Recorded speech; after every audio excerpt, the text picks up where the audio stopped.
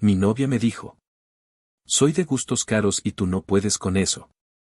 Tengo 29 años y hasta hace 3 meses vivía con mi novia Victoria de 27. Llevábamos juntos casi 4 años. Nos conocimos en una reunión de trabajo cuando ambos empezábamos en nuestras respectivas empresas. Ella siempre fue ambiciosa, directa y muy consciente de la imagen que proyectaba. Eso fue lo que más me atrajo al principio. Parecía tener un plan claro para su vida. Durante los primeros 2 años, nuestra relación fue relativamente estable.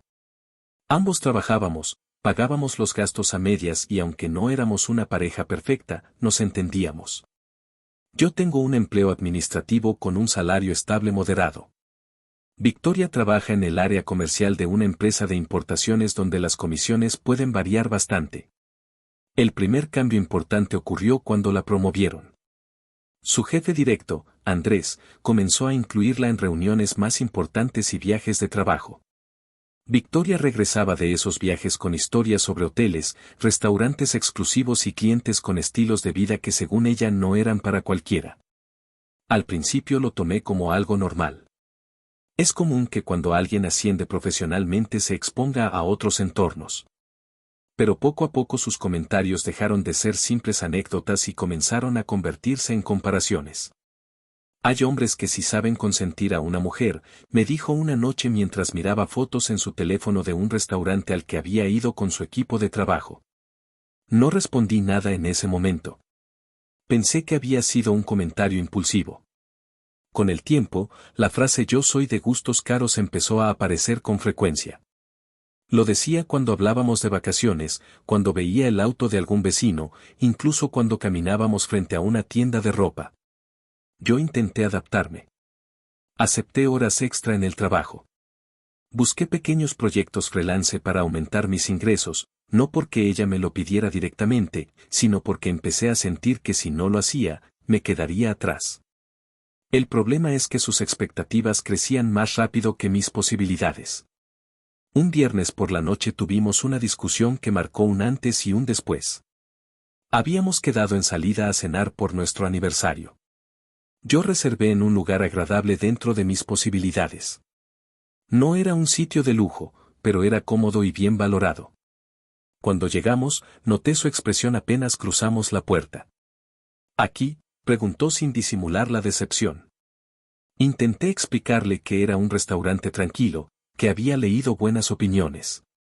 Se sentó, pero pasó toda la cena mirando alrededor con evidente desinterés. Al regresar al apartamento, explotó. No entiendo por qué te conformas con tan poco, me dijo. Yo no nací para esto. Soy de gustos caros y tú no puedes con eso. Recuerdo cada palabra porque aunque la conversación duró más de 1 hora, esa frase quedó grabada con claridad. No fue solo lo que dijo, sino la forma en que lo dijo. No había enojo, había convicción, como si estuviera describiendo un hecho objetivo. Intenté mantener la calma. Le recordé que ambos habíamos construido nuestra relación desde cero, que yo nunca le prometí una vida de lujos, pero sí estabilidad, respeto y apoyo. Victoria respondió que eso ya no le era suficiente. Quiero a alguien que esté a mi nivel, añadió. Y si no puede serlo, no es mi culpa. Esa noche durmió en el sofá.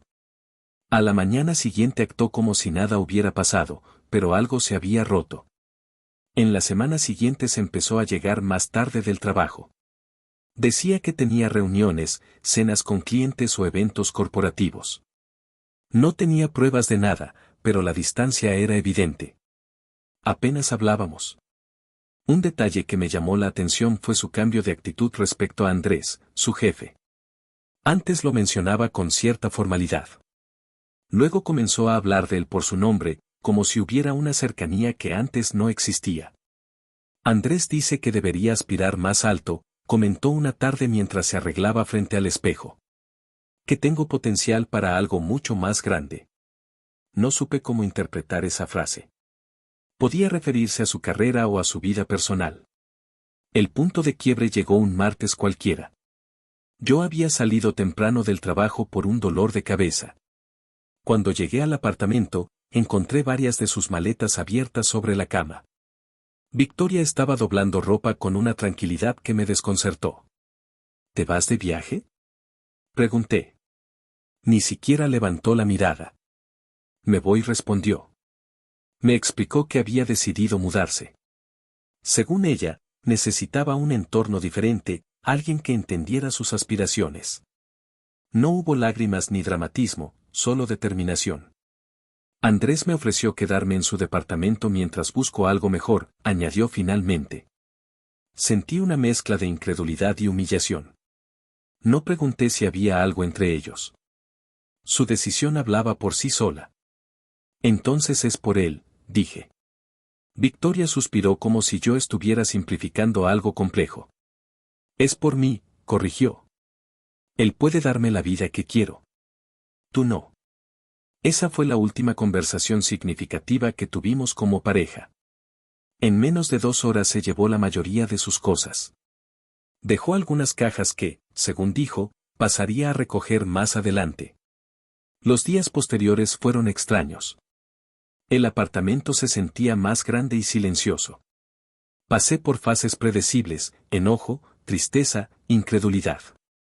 Pero lo que más me costaba aceptar era la sensación de haber sido evaluado y descartado como si fuera un producto insuficiente. Unos días después, un amigo en común me confirmó lo que ya sospechaba. Victoria estaba viviendo con Andrés. No había sido una decisión improvisada. Al parecer, la relación llevaba tiempo desarrollándose. Hasta ese momento, mi intención era simplemente seguir adelante. No quería confrontaciones ni escándalos, pero las cosas no terminaron ahí. 2 semanas después de su partida, recibí un mensaje suyo. No era para disculparse ni para intentar volver. Era para pedirme que le enviara unos documentos que, según ella, había dejado en el apartamento. Entre esos documentos estaban varios sobrecerrados con resultados médicos recientes. Había ido a hacerse unos análisis semanas antes, algo rutinario según me comentó en su momento. Le respondí que podía pasar a recogerlos cuando quisiera. Victoria insistió en que estaba ocupada y que prefería que se los enviara por mensajería. No sé por qué, pero esa solicitud despertó una incomodidad difícil de explicar. Tal vez porque era la primera vez que me escribía desde que se fue y lo hacía como si yo fuera un asistente encargado de resolver pendientes. Le dije que lo pensaría y que le confirmaría al día siguiente. Esa noche revisé los sobres que había dejado. No los abrí, no tenía derecho. Pero sí noté que uno de ellos estaba parcialmente despegado, lo suficiente para ver que no se trataba solo de análisis generales. Ahí comenzó una cadena de pensamientos que cambiaría todo. Hasta ese momento me había limitado a aceptar su decisión y asumir mi parte en la ruptura. Pero al tener esos documentos en mis manos y sabiendo con quién estaba ahora, empecé a cuestionarme si realmente yo había sido el único insuficiente en esa relación. Y fue entonces cuando tomé una decisión que, aunque en ese momento me pareció justificada, sé que muchos juzgarán. La curiosidad y el resentimiento terminaron pesando más que el criterio. Abrí el sobre que estaba parcialmente despegado. Dentro había varios resultados impresos. La mayoría eran análisis rutinarios, biometría hemática, perfil metabólico, pruebas hormonales, nada fuera de lo común. Luego vi otros estudios que no esperaba. Había una prueba antidopaje, lo cual me llamó la atención. Recordé que ella me había dicho que en su empresa estaban realizando exámenes adicionales por temas de cumplimiento interno. Pero el documento que hizo que mi estómago se contrajera fue uno con siglas que no reconocí de inmediato, VDRL. No sabía qué significaba. Tomé el teléfono y lo busqué. En cuestión de segundos entendí. Era una prueba para detectar sífilis. Sentí que la sangre me bajaba de la cabeza. Miré el resultado varias veces esperando haber leído mal, pero no. Donde debería decir no reactivo, decía claramente reactivo. Positivo. Me quedé inmóvil durante varios minutos. Lo primero que pensé fue en el último mes. Victoria y yo habíamos tenido relaciones en ese periodo, no muchas veces, porque ya estábamos distantes, pero sí había ocurrido. El siguiente pensamiento fue inevitable. Si ese resultado era reciente, significaba que la infección también lo era. Tomé fotos de todos los documentos, especialmente de la hoja del VDRL. No pensé demasiado, actué impulsivamente. Le envié las imágenes por mensaje. No pasaron ni 2 minutos cuando comenzó a llamarme. Contesté, ¿por qué abriste eso?, dijo sin saludar. Su voz ya no era firme, sonaba alterada. ¿Qué es esto, Victoria?, pregunté ignorando su reclamo. Hubo unos segundos de silencio. No lo sé, respondió finalmente. Yo no sabía. Es positivo, dije intentando mantener la calma, aunque mi voz temblaba. Hemos estado juntos este mes. La escuché respirar agitadamente. Debe ser un error. A veces esas pruebas salen mal. No significa nada hasta que lo confirmen. Pero su tono no transmitía convicción, transmitía miedo. ¿Desde cuándo sabías que podían salir esos resultados?, pregunté. No lo sabía, repitió. Por favor, no hagas nada con eso. Iba a recogerlos mañana. Fue entonces cuando mencioné lo que más me estaba afectando. Te fuiste con tu jefe. Él lo sabe. Su reacción fue inmediata. No le mandes nada. Te lo pido. ¿Por qué?, pregunté. Si no es nada, no hay problema. Hubo otro silencio más largo. Por favor, insistió. Cancélalo de enviarlos. Si ya los mandaste por error, intenta borrarlos. Puedes editarlos. Hazme ese último favor. Incluso llegó a decir que me pagaría si era necesario. Eso me enfureció más que el propio resultado. No era solo el diagnóstico, era la intención de ocultarlo. ¿De quién es esto?, pregunté directamente. De tu jefe, no, respondió rápido. No sabes lo que dices, entonces explícame. Y fue ahí cuando confesó algo que no esperaba.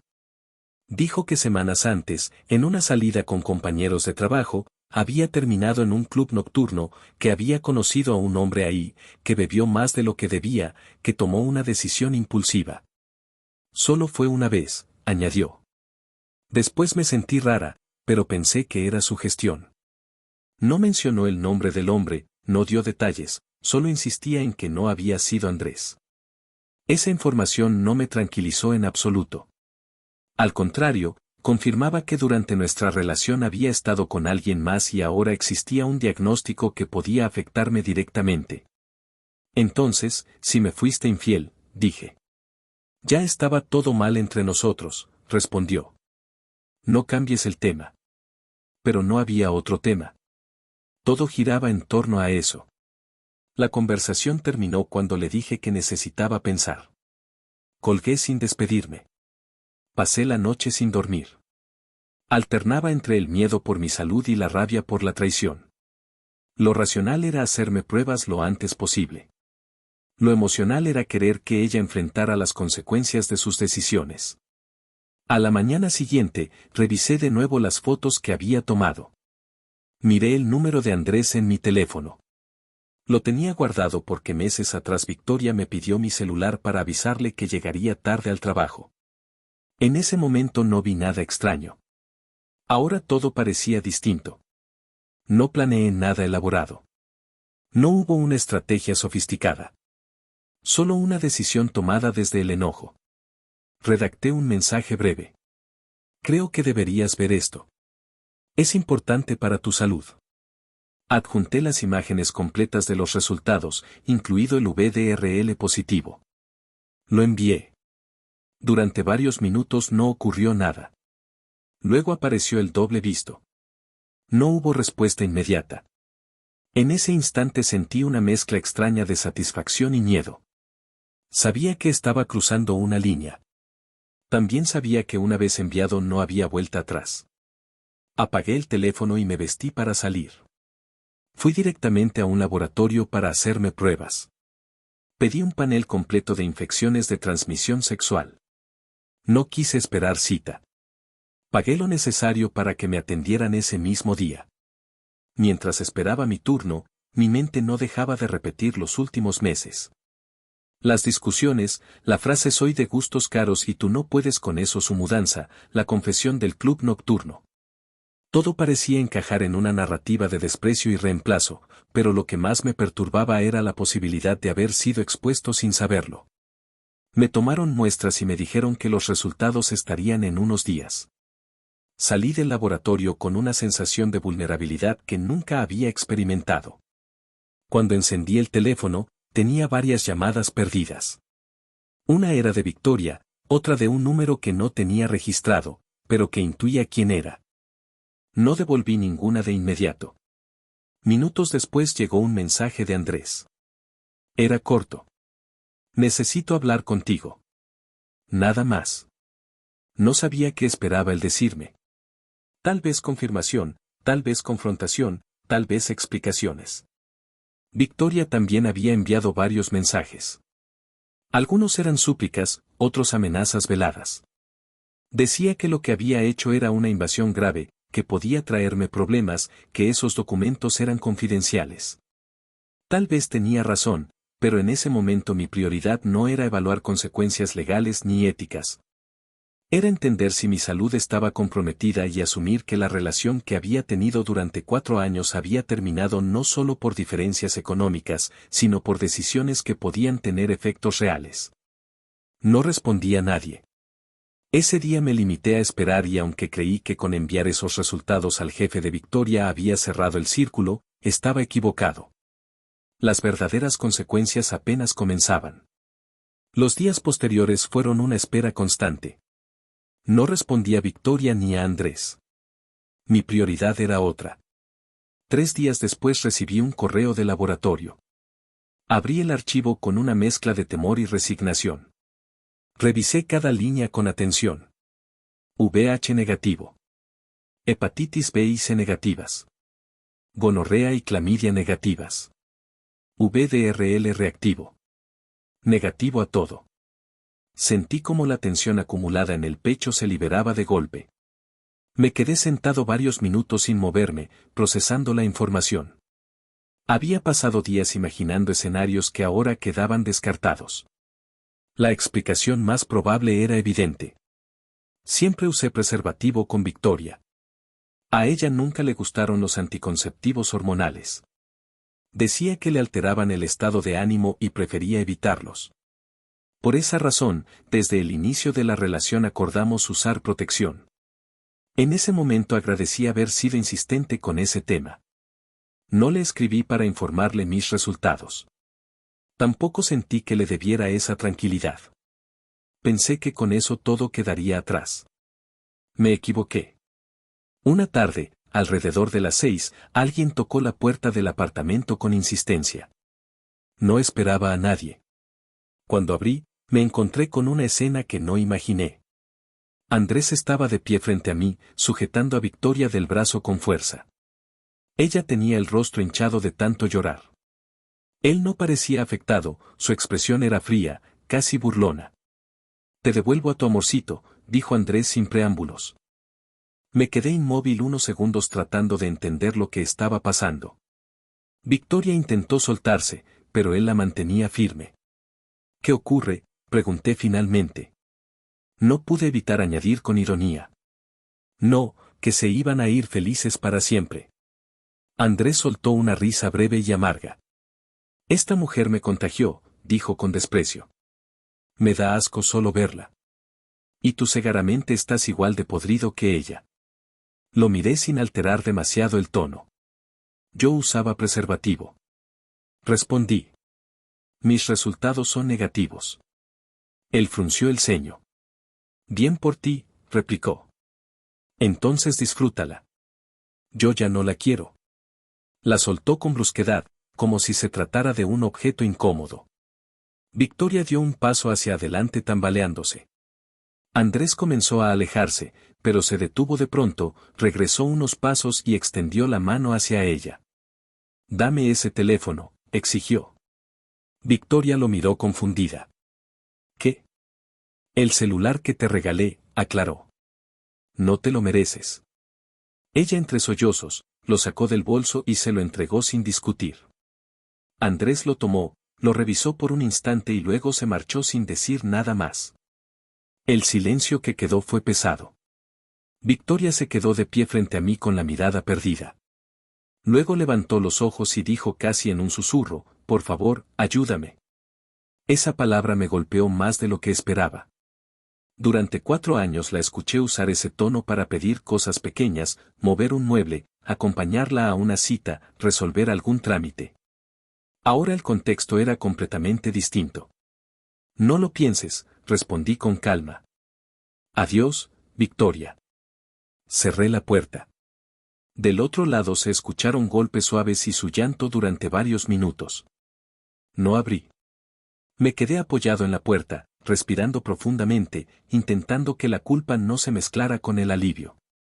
Después de un tiempo, el llanto cesó.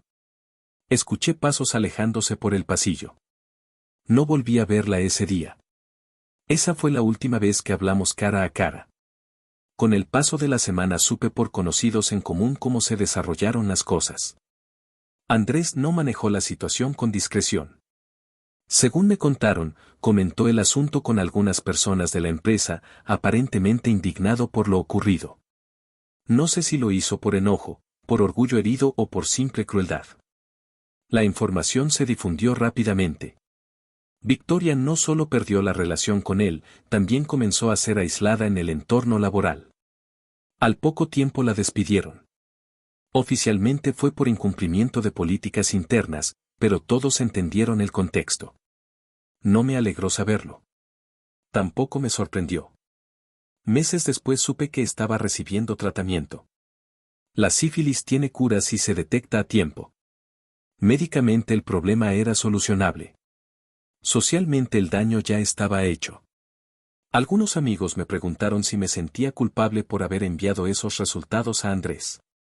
La respuesta no es sencilla.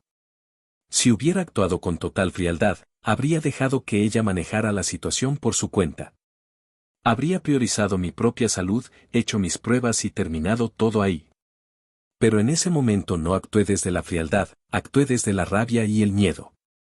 Cuando recuerdo su frase, soy de gustos caros y tú no puedes con eso, entiendo que no hablaba solo de dinero.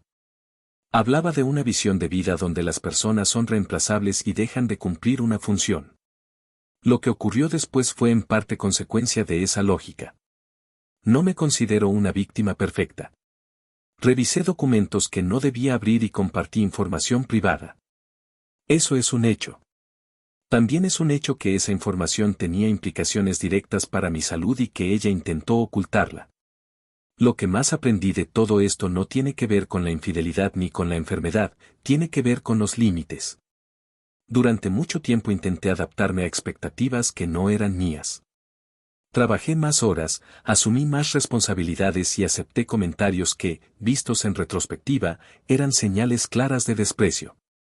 Cuando alguien te dice con convicción que no estás a su nivel, lo más saludable no es demostrar que sí puedes estarlo.